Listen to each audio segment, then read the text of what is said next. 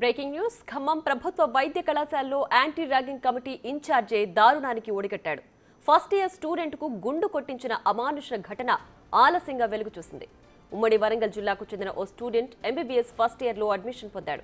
హాస్టల్లో ఉండేందుకు ఈ నెల 12న ఖమ్మం వచ్చాడు.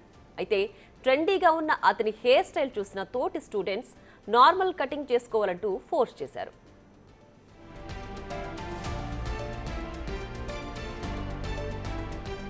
దీంతో ఖమ్మంలోని ఓ సలూన్లో హెయిర్ స్టైల్ మార్చుకున్నాడు.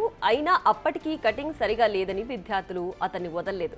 విషయం తెలుసుకున్న అసిస్టెంట్ ప్రొఫెసర్ రెహమాన్ సీనియర్లను మందలించాల్సింది పోయి బాధితుడిపైనే మండిపడ్డాడు. విద్యార్థికి తానే స్వయంగా గుండు చేయించాడు. ఈ ఘటన జిల్లా వ్యాప్తంగా హాట్ టాపిక్ గా మారడంతో కాలేజీ ప్రిన్సిపల్ కమిటీ వేసి విచారణకు ఆదేశించారు.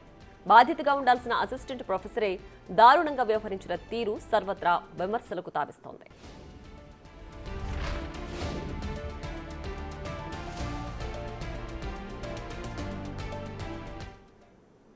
మరింత సమాచారాన్ని మా ప్రతినిధి భాస్కర్ అందిస్తారు. భాస్కర్, చెప్పండి, ఇలాంటి ర్యాగింగ్ ఘటనలు ఇంకా వెలుగు చూస్తున్నాయా? దీనికి సంబంధించి ఎలాంటి చర్యలు తీసుకోవాలని ప్రజలు భావిస్తున్నారు? పూర్తి డీటెయిల్స్ ఏంటి?